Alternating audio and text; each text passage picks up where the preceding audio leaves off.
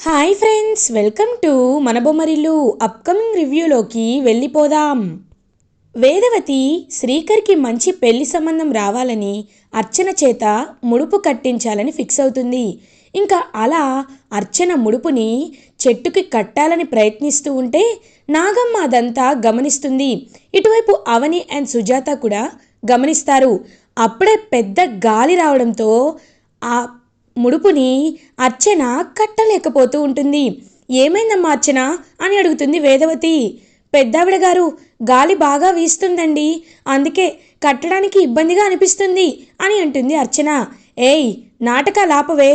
అత్తయ్య, నేను పట్టుకుంటానివ్వండి, ఇద్దరం కలిసి పట్టుకుందాం, గట్టిగా అప్పుడు కడుతుంది అని నిహారిక కూడా వచ్చి అలా పట్టుకుంటుందన్నమాట అర్చనని. ఇంకా ఎంత కట్టాలని ప్రయత్నించినా గట్టిగా ఒక గాలి రావడంతో అర్చన చేతిలో ఉన్న ముడుపు కింద పడిపోతుంది. ఒక్కసారిగా వేదవతి షాక్ అయిపోతుంది. ఇంకా అర్చన, పెద్దవిడ గారు, నేను కట్టాలని ప్రయత్నించానండి, కొమ్మకి కట్టాను కూడా, కానీ అది రాలి కింద పడిపోయింది అని అంటుంది అర్చన. అప్పుడే అక్కడికి అవని వచ్చి, చూసారా, దేవుడు సంకల్పించుకుంటే జరిగేది ఇదే. మీరు ఎప్పుడైతే నన్ను ఇంటి నుండి బయటికి పంపించేశారో అప్పుడు మొదటి తప్పు చేశారు.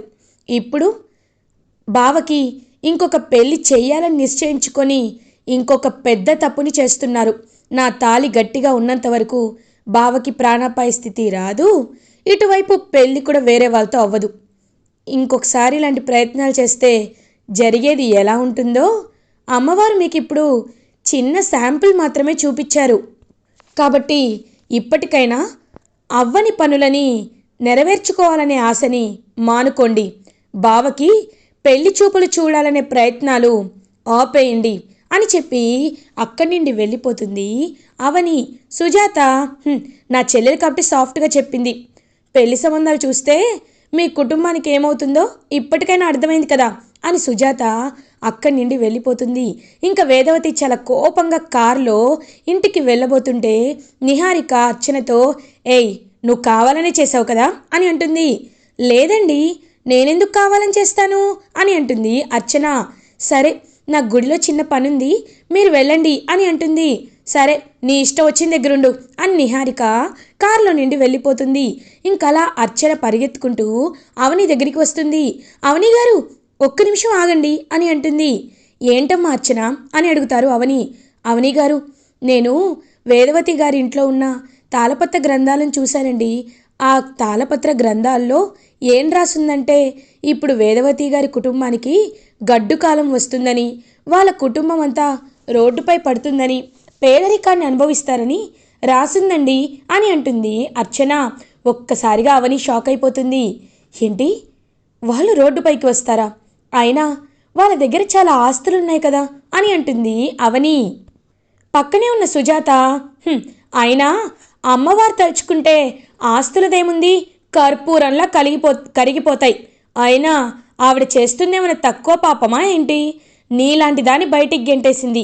అక్షయ లాంటి అమ్మవారి అంశతో పుట్టిన పుణ్యమైన ఆడపిల్లని తన మాటలతో చాలా బాధ పెట్టింది, ఇంట్లో నుండి వెళ్ళిపోయేలా చేసింది.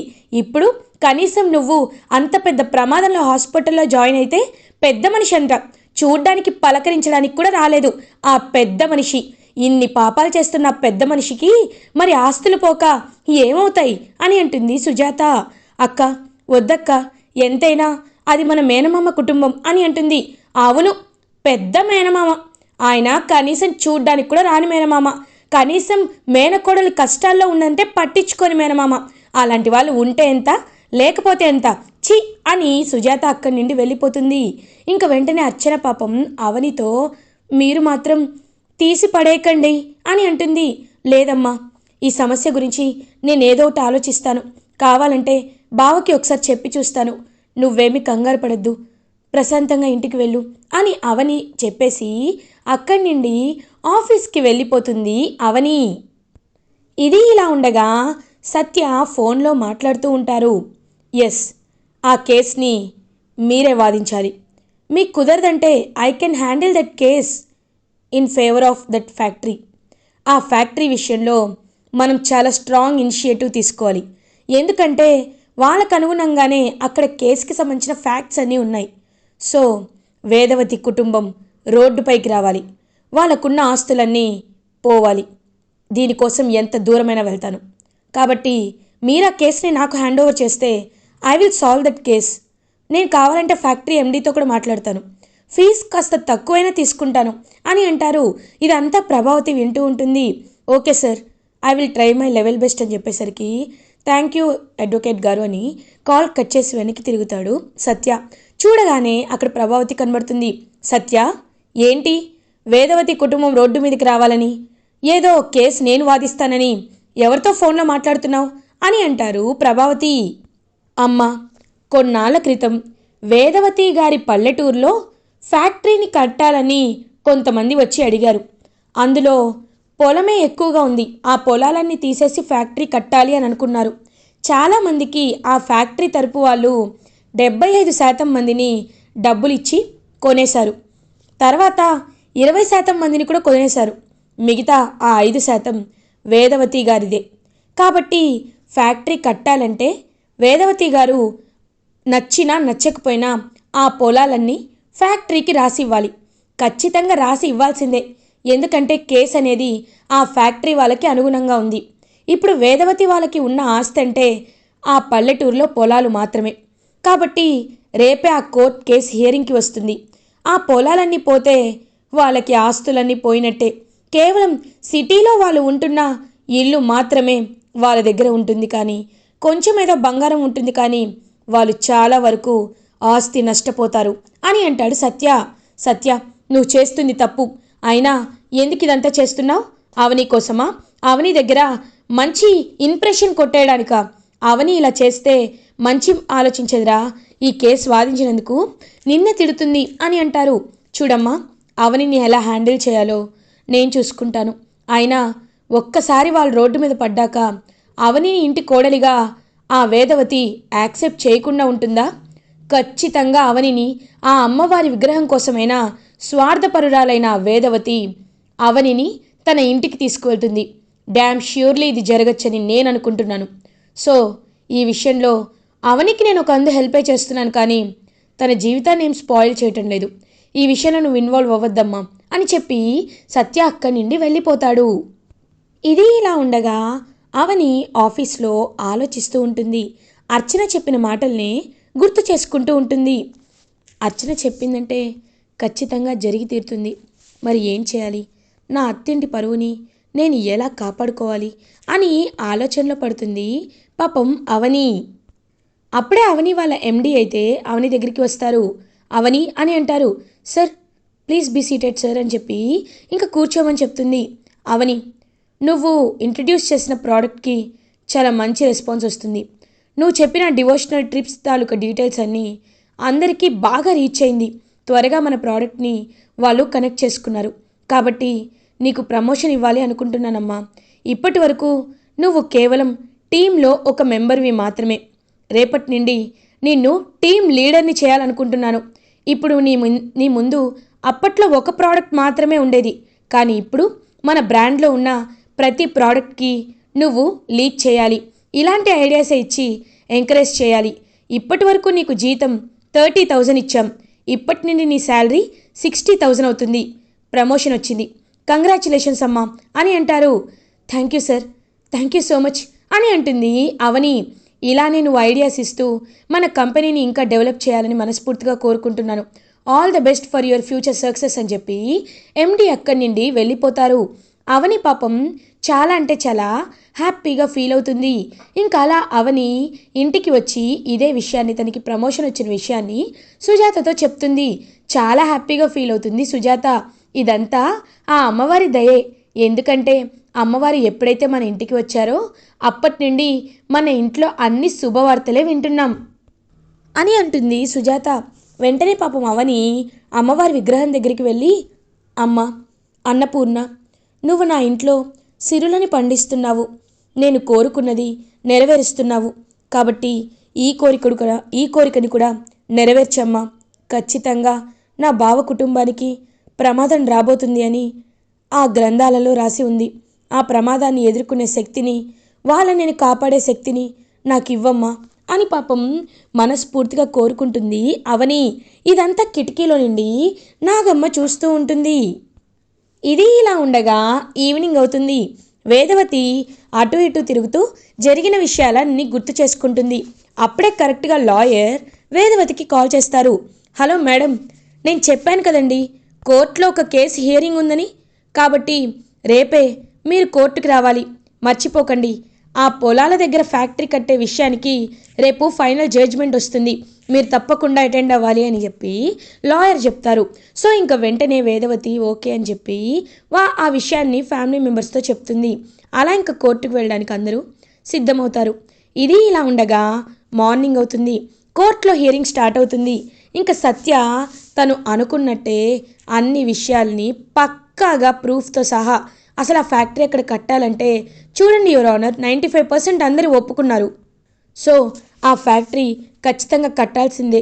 దీనివల్ల గవర్నమెంట్కి కూడా చాలా అంటే చాలా బెనిఫిట్స్ ఉన్నాయి, అండ్ అక్కడ ఉన్న చుట్టుపక్కల వాళ్ళందరికీ ఎంప్లాయ్మెంట్ దొరుకుతుంది అని చెప్పి ఇంకా మొత్తం అన్ని బెనిఫిషియల్ పాయింట్స్ అన్ని ఎక్స్ప్లెయిన్ చేస్తూ ఉంటాడు. ఇంకా అదంతా విన్న వేదవతి వాళ్ళు చాలా జెలస్గా చూస్తూ ఉంటారు సత్య వైపు. ఇంకా కోర్టులో జడ్జ్ అయితే సత్య వాళ్ళకి ఫేవర్గానే తన డిగ్రీని పాస్ చేస్తారు. ఐ మీన్ వాదోపవాదాలు విన్న తర్వాత పొలాలకి అడ్డుగా ఉన్న ఫ్యాక్టరీ కట్టడానికి ఏవైతే అడ్డుగా ఉన్న పొలాలు ఉన్నాయో ఆ పొలాలని వెంటనే ఫ్యాక్టరీ వాళ్ళకి రాసి ఇవ్వాలని కోరుకుంటున్నాను. వాళ్ళ దగ్గర నుండి మీరు కావాలంటే కాంపెన్సేషన్ని ఎక్స్పెక్ట్ చెయ్యొచ్చు అని చెప్పి అంటారు. ఇంకలా డిగ్రీ పాస్ చేసి వెళ్ళిపోతారనమాట జడ్జ్. ఇంకలా ఫ్యాక్టరీ మెంబర్స్ అయితే వేదవతి వాళ్ళ దగ్గరికి వస్తారు. చూడండి, అక్కడ మొత్తం మీవి 10 ఎకరాలు ఉన్నాయి. ఆ 10 ఎకరాల్లో అందరికీ ఇచ్చిన రేటే, ఎకరానికి ₹1,00,00,000 ఇస్తాను, 10 ఎకరాలకి 10 కోట్లు తీసుకోండి అని ఇంకా చెక్ రాసిచ్చేసి అక్కడి నుండి ఆ ఫ్యాక్టరీ మెంబర్స్ అయితే వెళ్ళిపోతారు. ఇంకా వెంటనే వేదవతి వాళ్ళు బాధపడుతూ ఇంటికి రీచ్ అవుతారు. పొలాలన్నీ పోయాయి, అన్నీ అనుకున్నట్టే జరుగుతున్నాయి, ఎవరికి సంతోషం లేదు, మనశ్శాంతి లేదు, అసలు ఏం జరుగుతుందో ఇంట్లో అర్థం కావటం లేదు. వేద, మనం ఇలానే ఉంటే ఖచ్చితంగా ఏదో ఒకటి జరుగుతుంది వేద, నాకేమీ అర్థం కావట్లేదు అని బాధపడుతూ ఉంటారు ప్రసాదరావు. ఇంకా వేదవతి కూడా తన పొలాలన్నీ ఫ్యాక్టరీ వాళ్ళు తీసుకున్నందుకు చాలా అంటే చాలా బాధగా ఫీల్ అయిపోతూ ఉంటుంది. ఇంకప్పుడే నిహారిక, ఆయన అత్తయ్య గారు, ఇదంతా జరగడానికి కారణం ఖచ్చితంగా అమ్మవారి విగ్రహం ఇంట్లో లేకపోవడమే. మీరు ఆ రోజు తీసుకోకుండా తప్పు చేశారు, దానికి నిందించొద్దు అని మావయ్య గారు చెప్పారు, కానీ ఇప్పుడు మాత్రం నిందించకుండా ఉండలేకపోతున్నాం అని అంటుంది. ఇంకా వెంటనే వేదవతి చాలా కోపంగా బయలుదేరుతుంది సుజాత వాళ్ళ ఇంటికి. సుజాత అని గట్టిగా పిలుస్తుంది. సుజాత, అవని అందరూ బయటికి వస్తారు. ఏంటి ఏంటి ఇలా వచ్చారు అని అడుగుతుంది సుజాత. అమ్మవారి విగ్రహాన్ని మీ చేత్తో మీరే తీసుకొచ్చి నా చేతిలో పెట్టండి అని అంటుంది వేదవతి. ఏంటండి, ఏం మాట్లాడుతున్నారు మీరు? వద్దనుకొని అహంకారంతో వెళ్ళిపోయారు, తర్వాత ఇంటికొచ్చి తీసుకోవాలనుకుంటే అమ్మవారు కరుణించలేదు, ఇప్పుడు మా చేత్తో ఇవ్వమంటారా అని అంటుంది సుజాత. అవును, నేను చెప్పింది చెప్పినట్టు చేయండి అని గట్టిగా అంటుంది వేదవతి. ఏమైంది, ఎందుకు అలా ఉన్నారు అని అడుగుతుంది అవని. ఇంక అర్చన జరిగిందంతా చెప్తుంది. వాళ్ళకి పల్లెటూరులో ఉన్న పొలాలన్నీ పోయాయని చెప్పడంతో ఒక్కసారిగా షాక్లో ఉండిపోతుందన్నమాట అవని. పాపం తాళపత్ర గ్రంథాల్లో ఉన్నట్టే జరిగింది, ఇప్పటికైనా అమ్మవారిని ఇచ్చేయడమే మంచిదనిపిస్తుంది అని మనసులో అనుకుంటుంది అవని. చూడవని, నేను నీకేం చెప్పాలి, ఓడిపోయానని చెప్పాలా? అవును, ఓడిపోయాను, నీ ముందు నేను ఓడిపోయాను, నువ్వే గొప్పదానివి, సరేనా? నువ్వు అనుకున్నది జరిగింది కదా, నేను నీ ముందు ఓడిపోయాను కదా, నా అమ్మని నాకు ఇచ్చేయి, నా విగ్రహాన్ని నాకు ఇచ్చేయి అని కుప్పకూలిపోతుంది వేదవతి. సుజాత, అబ్బో, ఇప్పుడు పొలాలు పోయేసరికి మీలో ఉన్న భక్తి అభిమానం బయటికి తన్నుకొస్తుంది, ఇంతకుముందు పొగరేమైంది అని అంటుంది సుజాత. అక్క, వద్దక్క, ఎందుకు ఇంకా ఇంకా వాళ్ళని బాధ పెట్టడం, అయినా విగ్రహం వాళ్ళ వంశంతోనే ఆ ఇంట్లోనే ఉండాలి, అమ్మవారు మన ఇంటికి వచ్చింది కదా అని మన ఇంట్లోనే శాశ్వతంగా ఉండిపోతుందని తెలియదు కదా, ఏమో ఇచ్చేసే రోజు ఇదేనేమో అని పాపం అమ్మవారి విగ్రహాన్ని ఇంకలా తీసుకువద్దామని లోపలికి వెళ్తుంది అవని. అమ్మ, నువ్వు అత్తయ్య వాళ్ళ ఇంటికి వెళ్ళమ్మా అని పాపం అవని విగ్రహాన్ని చేతిలో పట్టుకొని అలా ఇంకా కరెక్ట్గా వస్తూ ఉంటుంది బయటికి. వేదవతి కళ్ళ నిండా కన్నీళ్లతో చూస్తూ ఉంటుంది ఎప్పుడెప్పుడు వస్తుందా అని చెప్పి. చూసేసరికి ఒక్కసారిగా అక్కడికి నాగమ్మ వస్తుంది. నాగమ్మ ఇంకా అలా అవనిని వెళ్ళనివ్వకుండా అడ్డుగా పడుకుంటుంది. ఒక్కసారిగా అవని షాక్ అయిపోతుంది. నాగమ్మ, ఏంటమ్మా ఇది, లేమ్మా అని అడుగుతుంది అవని. ఇంకా నాగమ్మ ఒక పెద్ద బంధనాన్ని వేసేస్తుంది. వద్దు, నువ్వు వెళ్ళకూడదు అన్నట్లు సైగ చేస్తూ ఉంటుంది నాగమ్మ. ఏంటి, అదేదో మాట్లాడుతుంది అని అంటాడు కృష్ణబాబు. వెంటనే అర్చన, నాగమ్మ అవని గారిని విగ్రహం ఇవ్వద్దు అని చెప్తుంది అని అంటారు. నీకు ఈ లాంగ్వేజ్ కూడా తెలుసా అని అంటుంది నిహారిక. తెలుసండి అని అంటుంది. అమ్మ, అది కాదు ఒకసారి అని అవని అంటుంటే ఇంకా వేదవతి వాళ్ళకి తనకి మాత్రం అడ్డుగా ఒక బంధనం వేసేసరికి అవని అడుగు ముందుకు వేయలేకపోతూ ఉంటుంది. ఇంకా వేదవతి కన్నీళ్ళు తుడుచుకుంటూ, అర్థమైంది, నువ్వే నువ్వే నా చేతికి విగ్రహం రాకుండా ఉండాలని ఏదో శాపం పెట్టావు. ఇప్పుడేమో నీకేమీ తెలియనట్టు నాటకాలు వేస్తున్నావు.